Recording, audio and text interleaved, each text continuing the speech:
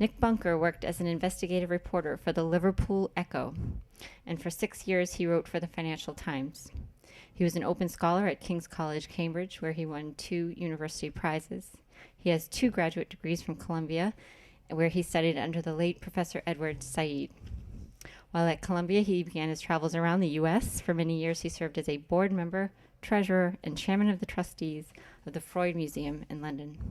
He now lives in Lincolnshire, England, near the villages from which the leaders of the Plymouth colony came. Reviews of Mr. Bunker's book ring with admiration. A bold work of revisionism, says Harper's Magazine.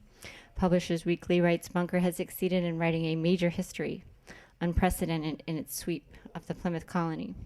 Never before has such a comprehensive and thoroughly researched study of the subject appeared. The results are stunning. Please welcome Nick Bunker.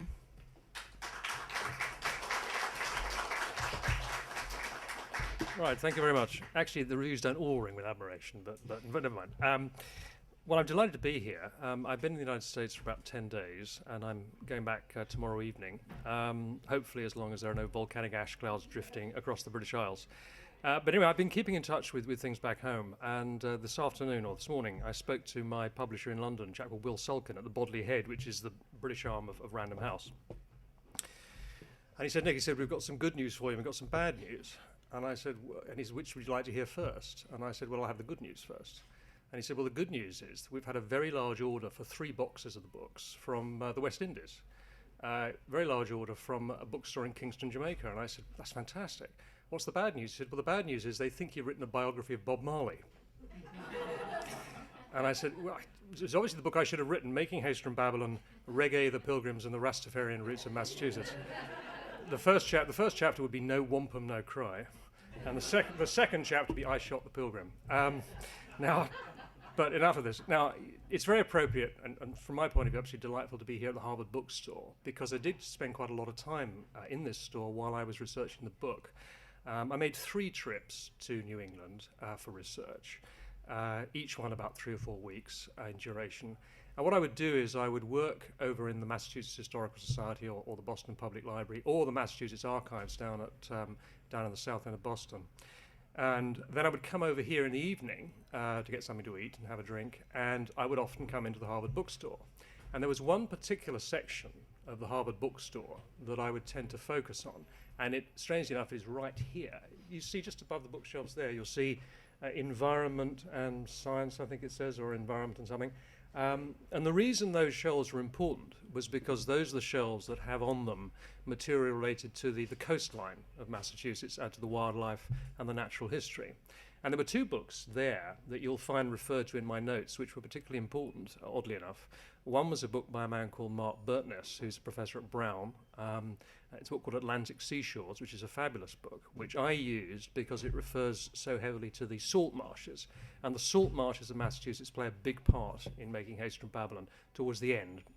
They relate to the importance of salt marshes as a source of grazing for livestock. And the other book was specifically related to Harvard. It's called Forests in Time by Professor David R. Foster. He's the editor, who's the director of the Harvard Forest up at Petersham. And that's a wonderful book too, because it details very scientifically and in great accuracy and very meticulous way the environmental changes that occurred in the last 1,000 years in New England. And that's very important because it's from my point of view, it's essential to be able to sort of step away from impressionistic accounts of landscape and to try and give them some kind of scientific grounding, which is what he's done. And you'll find, again, in my book, you'll find a map towards the end in the final few chapters, which is taken from that book. So that's the kind of thing I was doing, and so as I say, it's very appropriate for me to be here. Now, what I'd like to do is to start by saying something in general terms about what the book concerns and what it doesn't concern, about the things the book does and those that it doesn't do.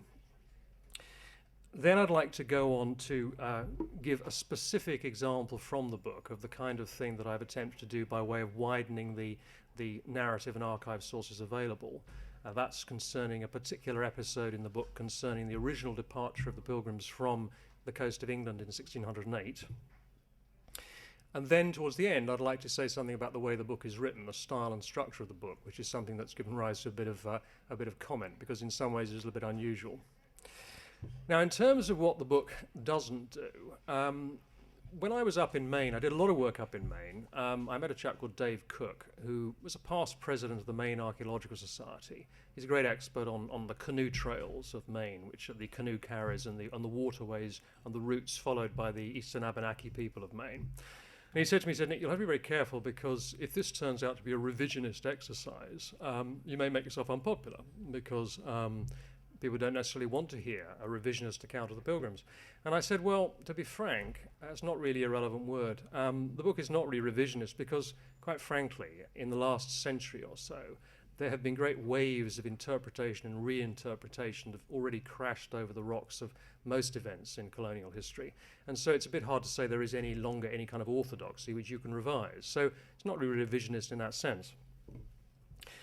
Secondly, it's not really an attempt to try and answer any questions about modern America on the basis of what happened 300 or 400 years ago. I'm not trying to say, ask or answer the question, are Americans the way they are today, or is the American psyche the way it is today because it was founded in part by Puritans? That's not the kind of thing I'm trying to do. There was a book published a year or so ago by Sarah Vowell, The Wordy Shipmates, which does exactly that. And I would point anybody in the direction of it, because I think it's actually great fun and also dovetails quite nicely with what I've done here. Nor am I trying to take sides. I mean, I sincerely hope there is no side taking anywhere in the book in any particular chapter. In fact, as I specifically say, the conflicts of the 17th century are not our conflicts. They are conflicts of a different era and about different issues. So I don't try to take any sides, and I hope I've cleansed out of the book any side taking at all. So what am I doing? In reality, what I'm doing is something which I think is, in a sense, more humble than those things, but also maybe more audacious, which is this: to try and dramatically to widen the available source material that can be brought to bear upon these events, these critical events, these events that unfolded around, before, during and after the arrival of the Mayflower in November 1620 in Provincetown Harbour. When I say dramatically widen, what I mean is really in four ways. Now, to begin with, we need to bear in mind that most histories of this period, most colonial histories, are written on the basis of a very narrow range of sources. In this case, in the case of the Plymouth colony, we're really talking about the narratives of William Bradford and Edward Winslow. Those are the primary sources that have always been the backbone of pretty much all narrative accounts of this period.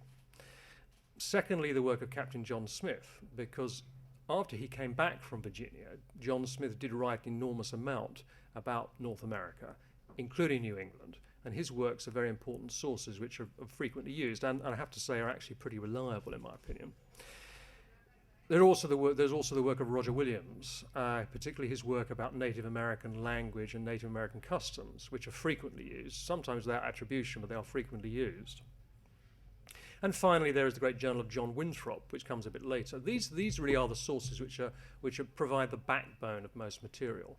Now, as I say in the book, they're not inaccurate, they're not false, and very often when you check them out against other sources, they turn out to be surprisingly clear and precise, and also they can be verified. They're not false, but the trouble is they tend to leave a great deal out. So the aim is to find, as I say, these extra sources, and they fall into four categories. The first category, which I'll talk about in a moment, are the archival traces that are still available in the United Kingdom. Now, you might think it's surprising that there are sources that are still available in the United Kingdom that have not been looked at before, but the reason is chronological, really. What happened was that in the latter part of the 19th century, up until about 1920, which was the time, of course, of the 300th anniversary of the Plymouth colony, which was a very important date, at that period, between about 1870 and the end of the First World War, many scholars from the United States came over to Britain, and they did look as carefully as they could for everything that might be there in the form of unpublished manuscript material. The most famous and the most important was a man called Henry Martin Dexter, who wrote a book published in 1906 called The England and Holland of the Pilgrims, where he did trawl through an enormous amount of material. And there were others, and they looked at material not only relating to the Pilgrims, but also relating to early New York, the colonies in the South, and so on. But the difficulty was that at that time, there were large quantities of documents that were not yet available and not accessible, or they just weren't catalogued. Cataloguing being crucial because uncatalogued, unsorted documents are pretty useless, actually. And what's happened since the Second World War is that a lot more material, particularly from private sources, private papers, also papers relating to litigation and papers, in my case, which I found particularly useful, papers relating to taxes, customs, the sea and so on, those have become available and much more easy to get at. And that essentially is what I've been doing. The second set of material that is immensely useful is archaeological. Now, one of the difficulties with archaeological material is that very often when it's published, if it's published, and very often it isn't published today, it's not easy to get at. For example, some excellent work that's been done up in Maine on the archaeology of the Kennebec River can only be found if you actually go to the Maine State Library in Augusta and you look at these relatively small number of documents that have been produced by archaeologists working for power companies. As there have been hydroelectric projects have been undertaken in Maine, so power companies have been obliged by the state to conduct archaeological investigations. They have a report, but there's probably only one copy. Something similar happens in Britain, where again, because of all the development that's been going on along the side of the Thames in London, real estate development, again, developers are obliged to have archaeological surveys done. They are done, but they're not necessarily easily available. So that's a second set of sources, which is archaeological material. A third set of sources is the scientific work of the kind that I'm referring to, that David Foster's team does at Harvard. The kind of material that you might find in journals with names like the Journal of Biogeography or Estuaries or that kind of journal. The sort of things that you can find in university libraries but aren't that easily available apart from that. And the fourth source, and one which is very important indeed in making Haste of Babylon, is the terrain itself. I mean, anybody who picks up this book will soon see that there is a great deal of terrain in the book. There was a review on www.salon.com by Laura Miller, and she said that there's a lot of open air in the book, and it's history with gumboots on, and that is true, and that's deliberate. That is absolutely crucial. On both sides of the Atlantic, both along the coast of Massachusetts, which I explored as thoroughly as I could, and also in the areas of England, not far from where I live, where the leaders of the Plymouth colony came from. So those are the kinds of source material one has to try to get at. And what I'd like to do is to explain how this works in one particular instance. There is one particular chapter of this book, chapter 9, called Stallingborough Flats, which contains probably the single most important archival discovery within it. This is, if you were using your restaurant language, this is your Michelin 3-star rosette piece of archival discovery. What it is, it relates to an episode that's described by William Bradford in his History of the Plymouth Plantation.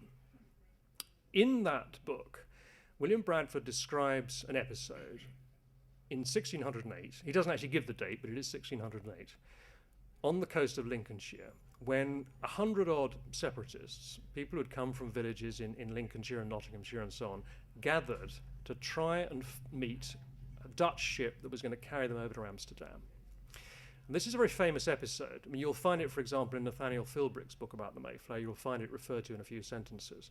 They gather on the shore, the Dutch ship arrives, but unfortunately, almost at exactly the same time as the Dutch ship arrives, so do the militia, the local militia, under the command of various local officials.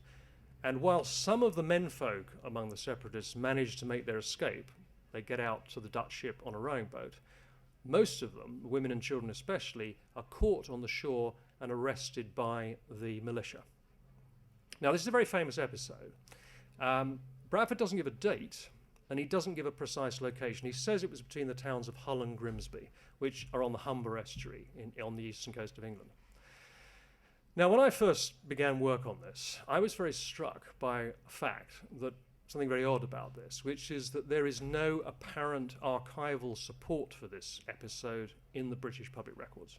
You cannot find any documentary evidence from the British side, or from the English side rather this time, about what occurred or whether it did occur.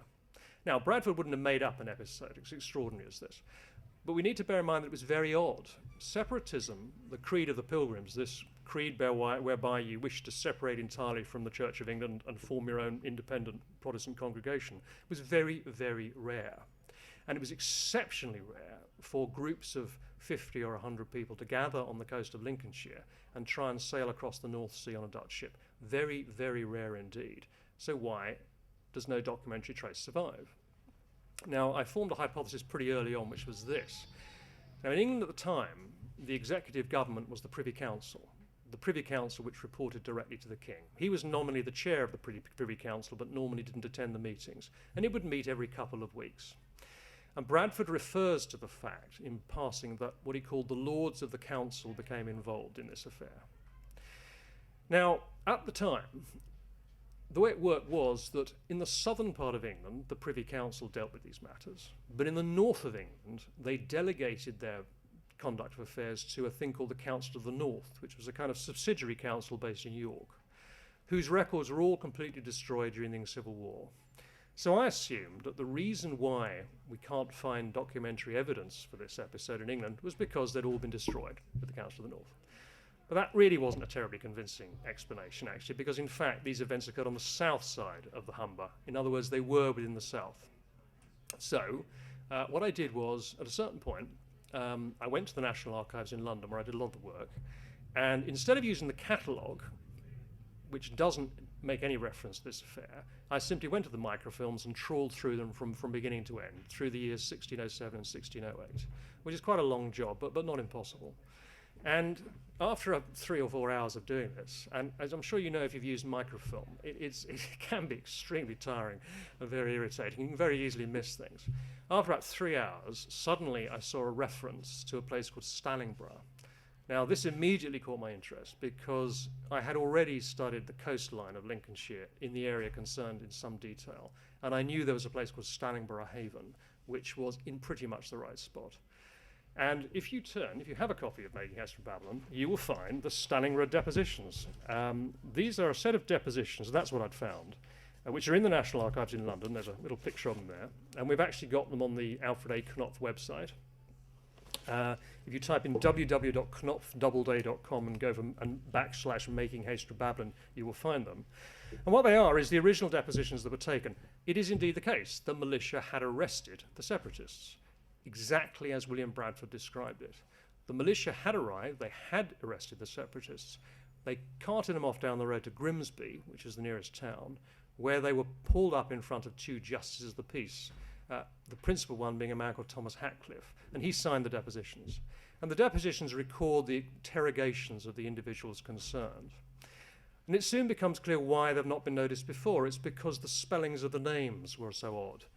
In Jacobean and Elizabethan England, names are often spelt in a kind of anarchic variety of ways. In this case, the key man was a man called Thomas Helwys, who was one of the original Baptists, because one of the interesting aspects of this story, of course, is that Baptists originated from the same area as the Pilgrims. Helwys, the name is usually spelled Helwys, but in this case it had been spelled Elvish. So when people rather lazily, like me initially, looked at the catalogue and the index, they didn't find the name Helwys, they found Elvish and they ignored it. Now what we got therefore is a set of depositions, and what they give you is this. They give you the dates, they give you the precise location, they give you the names of the people involved, they give you the numbers involved, and they give you pretty much everything. And the reason that's important is because once you've got that, you can then move off in all directions. Once you have the date, you can then consult the records of the Privy Council itself to find out what else they were doing at the time, and you can find out who was responsible. And we can look at another source, which is the Journal of Robert Cecil. Now, Robert Cecil was the Lord Treasurer. He was the son of the great Lord Burleigh, William Cecil. And we actually have a journal, which is also in manuscript form, of his period in office. And from that, we can tell exactly what he was doing at the time. We can also tell exactly where the king was at this particular moment, at that particular week. And all sorts of interesting things come out of it. For example, the fact that that week they were mainly preoccupied with Irish affairs. They were primarily dealing with a rebellion in Ireland, strangely enough, in Londonderry, and a rebellion actually in the Bogside in Londonderry, of all places. And we put all this together, what we can create is a much richer and deeper picture of exactly what was going on and exactly what the reasons were and exactly what these episodes contain. So we don't end up by, if you like, showing Bradford to be wrong or proving him to have falsified something, but we do end up with something that's a far deeper, richer, and fully rounded a picture of these events. And I'll just read you a little section of this particular chapter. There it is. And this is how it opens. Chapter 9, Stallingborough Flats. And I just begin with a little epigraph, which is William Bradford's reference to the location. He says, "Between Grimsby and Hull was a large common a good way distant from any town. And that actually is exactly right. It was a common. It was a piece of common land. The land along the side of the river was used as common land for grazing sheep, basically. And that, again, we can tell from other records of the period. And what he says is that, what I say is this. It was May 12th, a cold Thursday, about 4 in the afternoon. The flood tide had peaked. The brown foam of the river had turned to a rapid ebb, and the wind had begun to blow from the higher ground upstream. The moment had come for ships bound down the estuary to slip their moorings and to look for the deep channel towards the open sea. The Francis, a sailing barge built to carry coal, swung at her anchor in the shallows in Stallingborough Haven on the south bank of the Humber. Here a stream flowed slowly down between salt marshes where sheep grazed 3 or 4 to the acre. At the point where it entered the river, the stream carved a deep trench, winding out through the mud of the haven until it merged with the breakers.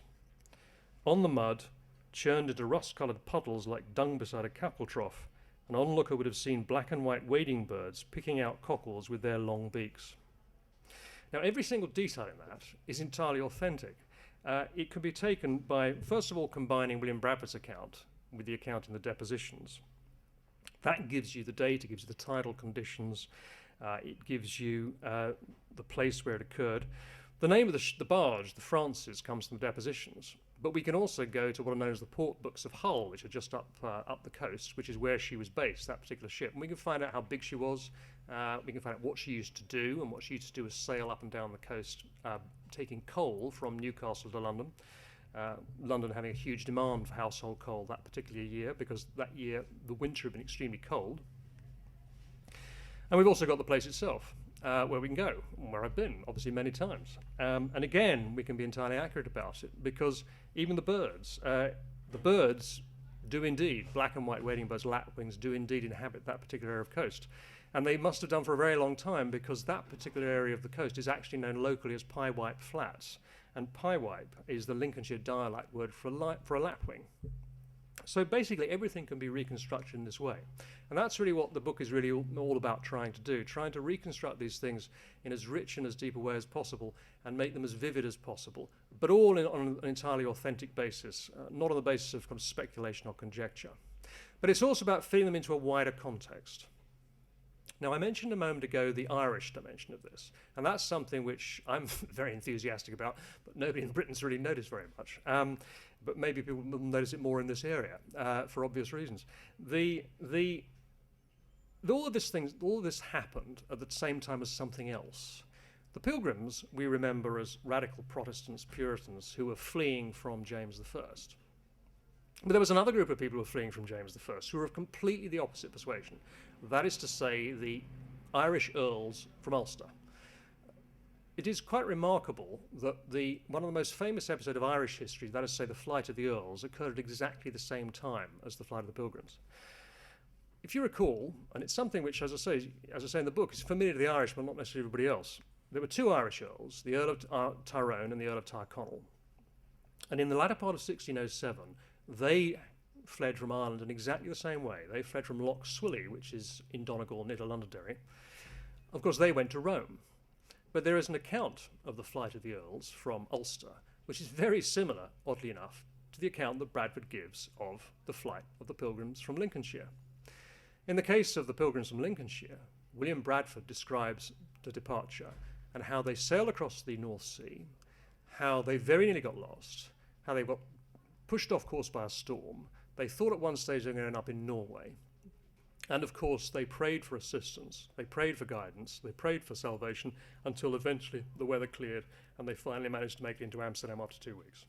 Well, strangely enough, the account of the flight of the Irish earls in the Irish language is very similar. It was written by a man called Taj O'Keenan, who was the family historian of the Maguires. It was published in Ireland at Maynooth in 1916, a very appropriate date. And in Irish, it tells a very similar story. In their case, they didn't go across the North Sea. They sailed off down the coast of Ireland, and then they wandered across the Bristol Channel and then into the Bay of Biscay and finally made the coast of France. But similarly, it took them 2 weeks. Similarly, they ended up getting lost in a storm. And of course, they too resorted to religion. In their case, they didn't go down on their knees and pray. What they did was they had some holy relics, and they put them over the side of the ship and dragged them behind it. A rather different way of doing things. It's got a Catholic form of devotion, but similar. And the point I'm making here really in the book is this, that we've tended to always to see the Pilgrims narrowly in terms of their relation towards America, which is understandable, of course, because the event was of great importance. What I try to do is to put them in the context of other flows of human beings at the time. So in the following chapter, I compare the arrival of the Irish Earls in Rome with the arrival of the Pilgrims in Amsterdam, and make comparisons and contrasts between them. Almost it was exactly the same time, something else was happening, which was the expulsion of what were called the Moriscos from Spain. The King of Spain expelled all of those people from Andalusia, from the south of Spain, that is to say, Arabs who had been converted to Christianity often, but had remained behind after the reconquest of Granada. He expelled them, hundreds of thousands of them, and they fled to North Africa. So what I was trying to do was to put all these things together in context, so that the flight of the Pilgrims to America comes to be seen as part of all these much wider dispersals going on, of all kinds of different groups being set in motion, if you like. Fundamentally, the underlying theme, I think, had to do with tensions and crises within the state. That is to say, each of the monarchies I'm talking about, England, Spain, and so on, had all sorts of problems of their own to deal with. And one of the ways by which they tried to resort to solving their problems was simply by getting rid of anybody who they found a bit awkward. But I tried, as I say in the book, to put all these things together so that suddenly the events of 1620 that are so familiar to Americans suddenly become part of some bigger picture, so that they get a resonance which also appeals to the English, or indeed the Irish in this case. They can all be seen as part of a much wider passage of a much wider process of mobilization, if you like, that was occurring at the time. That's fundamental what I was doing in the book. Now, I'll just say a word about the conclusions of the book before I talk about the structure of it. There's a lot in this book. It's a long book. It's 400 pages. And there are a lot of questions that are being asked and answered. There are two really big questions that are asked and answered in the book, taking it very broadly. One is the question of what I call the long hesitation. If you recall, Columbus, of course, sailed across the Atlantic in 1492, and at roughly the same time, the first English sailors were fishing around the Grand Banks off Newfoundland. Indeed, there was a British scholar called David Quinn who actually thought that the British had got to Newfoundland before Columbus got to America, and it is conceivable. And yet it took 130 years before the English actually made a go of permanent settlements in North America. Jamestown had been founded in 1607, but the fact is that it took 15 or 20 years before Jamestown actually became secure and permanent.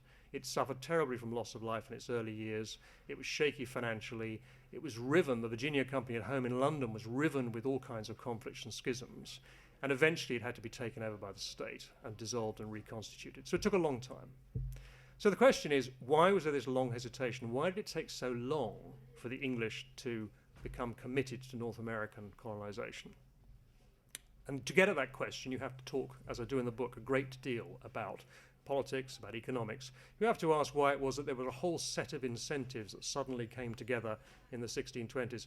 Economic incentives, the fact that England was losing its competitive battle with the Dutch in the East Indies. That is to say, the Dutch East India Company was essentially outgunning and outmaneuvering the English East India Company. You have to talk about, for example, the real estate market in England. I mean, the reality was that by far the most important form of activity for everybody was agriculture, and therefore by far the most important form of investment was speculation in land. So in a sense, it was only when rents started to fall and the price of land started to level off that people actually felt it was important to go to America. And of course also you have to talk about religion, and you have to talk about a convergence of circumstances at the end of the 1620s where religion and politics came together, and this again is a major theme of the book. Religion and politics came together to make New England a necessity rather than just an option. And finally, you come to one of my favourite subjects, which is one which English reviewers have been a bit baffled about, which is the beaver fur trade, which is again a major preoccupation of the book, to show exactly why it was that the trade in beaver skins was fundamental, and the trade in beaver skins was, if you like, the factor that made New England. When the price of beaver skins shot up at the end of the 1620s, at a time when the Pilgrims had managed to get up into Maine and generate sources of supply on the Kennebec River, that was the moment when New England became both possible, at the same time it became essential. And the second big question is, how did that relate to the Massachusetts Bay Colony? Because this, of course, is one of the great questions that Americans often ask me. What was the relationship between the two? And I've tried to elucidate that as well. My feeling is that most of the accounts that have been written of this on both sides of the Atlantic have not really explained properly how the two are related. And what I've shown here is how the men who launched the Massachusetts Bay Colony were watching the Plymouth colony with great interest. And it was when the Plymouth colony in 1628, 1629 began to show that it was definitely going to work, that they definitely had a model that could be made to succeed, then suddenly they pursued the same model and they followed the Plymouth colony across the Atlantic. Now the reason this is important is because the tendency has been over here, I think, particularly at Harvard actually, where Perry Miller, the great Harvard professor, was really the exponent of this way of thinking. The tendency has been to regard the Plymouth colony as a rather kind of quaint but relatively unimportant and minor entity, whereas what I argue is that it was the essential prototype, and it was only when the Plymouth colony showed what could be done that the Massachusetts Bay colonists came flooding over in their thousands in the early 1630s. Now just finally, before I take questions, what I'd like to talk about is the way the book is written and the structure of it. Now, there are various ways you could try and write about the Plymouth colony and the early colonization of New England.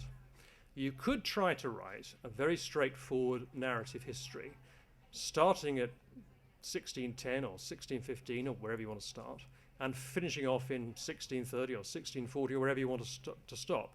You could do it in terms of a blow-by-blow, day-by-day or month-by-month account, following strictly in chronological order.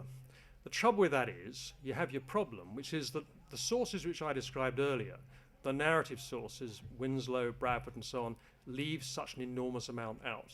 They just don't tell you a lot of the things you need to know. Things you need to know about navigation, things you need to know about the beaver fur trade, all kinds of things are simply left out, often simply because they took it for granted that you know it already. So it's difficult to do that. It's also important, I think, to bear in mind that we need to be honest about this and to recognize that there are many, many big gaps which are never going to be filled. And that the job of reconstructing the history of a period such as this is not an easy one. It has to be done piecemeal, and it has to be done by assembling a kind of mosaic of fragments, each one put alongside each other so they shed light on each other and eventually produce a much bigger picture. And if you're going to do that, it really is a bit spurious to try and pretend you can just write a continuous narrative. There are periods of history for which you can do that. You can be David McCulloch writing about John Adams or whatever. You can do that for the later period where the material is extremely rich in relation to the Revolutionary War, for example. But I think to pretend you can do it for the 17th century is not really correct. So what I've done here is something else. The book occasionally stops and goes around a bit of a circle where you deal with these sorts of issues I'm talking about, the beaver fur trade or whatever. It starts in 1628 with the critical turning point, that moment on the Kennebec River where they found the beaver skins they needed. Then it goes back to the foundation of the actual project and to the voyage of the Mayflower. And then it goes back even further into the deep origins of the affair, the origins of the Plymouth colony in the politics of Elizabethan England. And then from there it goes forward straight through to the critical moment at the end of the 1620s when the colony became secure and when it gave birth to the much bigger migration of Massachusetts. But the structure of the book is deliberately constructed like this in order, if you like, to sort of lead you into this complicated process of reconstruction of the historical reality so that you actually follow, if you like, the process by which the historian writes the book. That's the intention of it. It also has a literary model, actually. The literary model is Joseph Conrad, which is exactly what Joseph Conrad used to do. And the reason why I did that was because Joseph Conrad is particularly relevant here, because Conrad's books deal with so many of the same issues. Conrad, as I'm sure you remember, was writing at the end of the 19th century about issues to do with imperialism and so forth, about colonialism.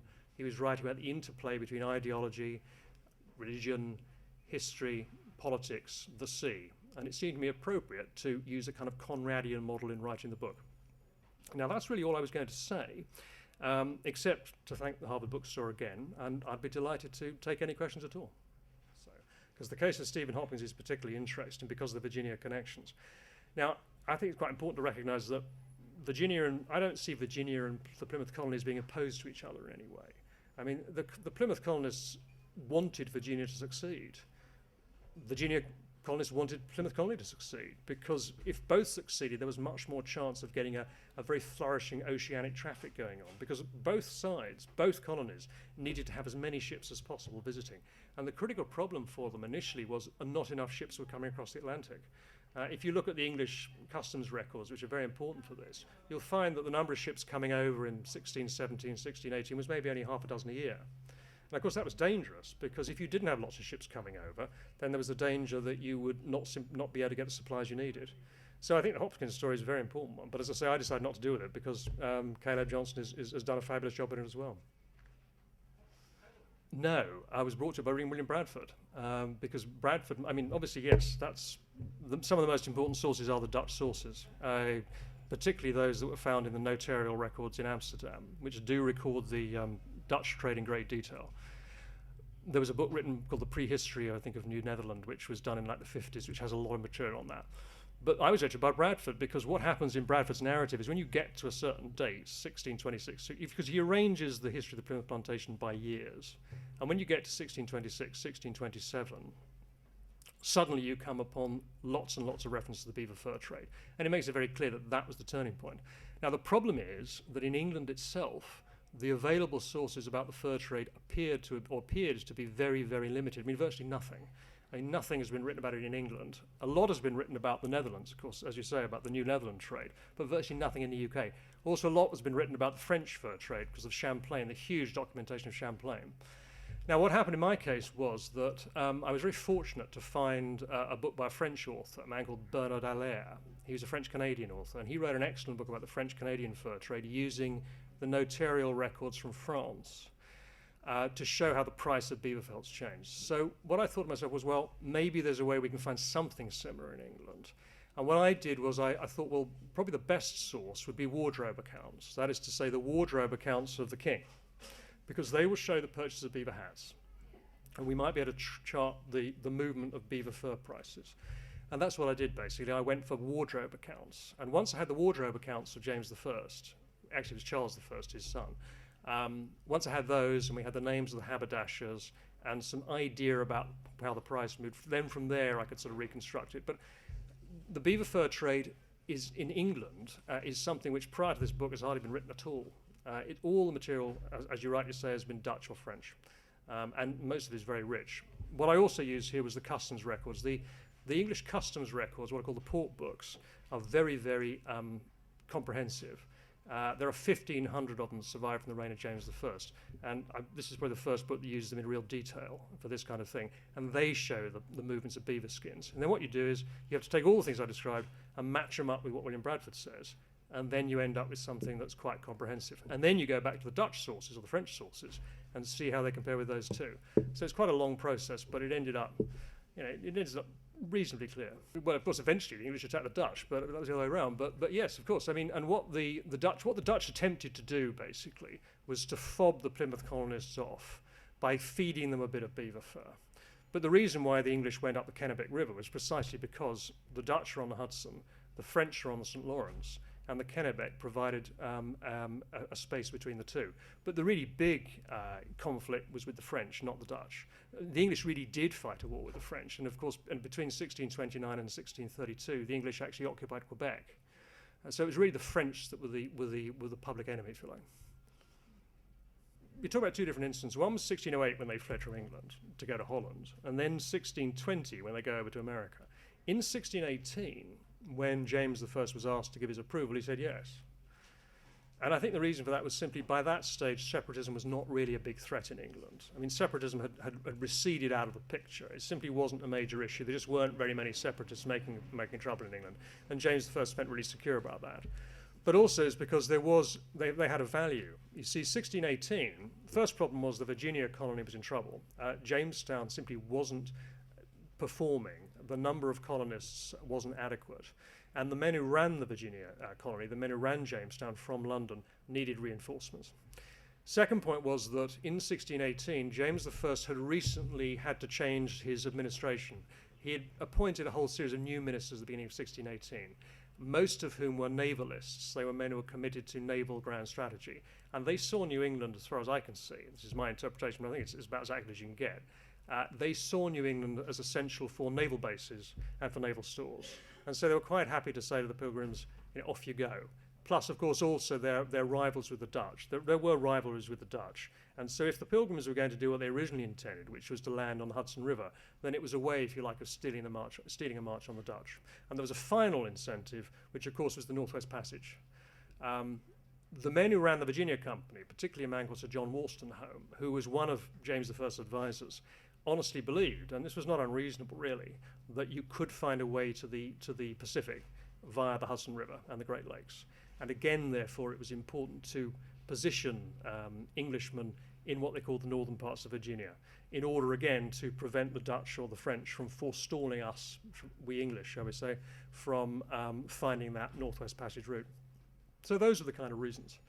But I don't think, to be honest, I don't think in 1618 James I would have actually spent a lot of time thinking about this.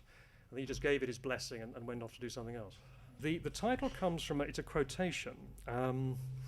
When John Winthrop in 1629 was deciding whether or not to go to America, he took a lot of advice and he consulted a lot of friends of his. And he had letters. He received various letters from friendly Puritans. And this particular letter was written by a man called Robert Rice, who was a Puritan in Essex. And what he said was, he was giving reasons to go to America. He said, cruelty and blood is in our streets. The land aboundeth with murders, slaughters, incests, adulteries, whoredom, drunkenness, oppression, and pride. Even the least of these is enough, and enough to make haste out of Babylon. And the reason I chose it was because it just leapt out at me as soon as I saw it, but also because there was a sense of urgency and speed about it, which is what I wanted, to get the sense of people feeling impelled to travel across the Atlantic, feeling actually driven to do so, whereas before it had simply been an option, now to become a necessity.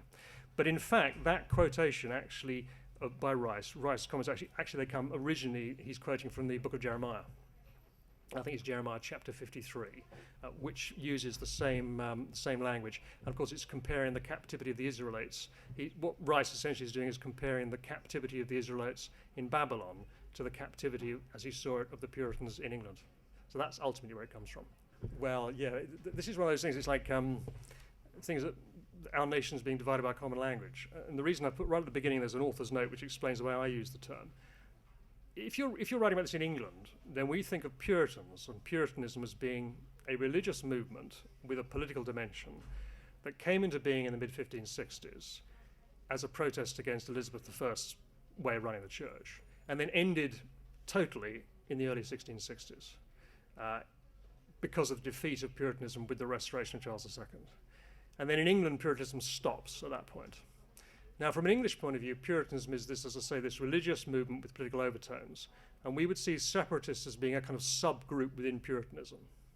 Now, in America, you've got a completely different situation where here, Puritanism went on into later in the 17th century and on into the 18th century, and there's no really clear end to it. And also, it wasn't simply, exactly, precisely.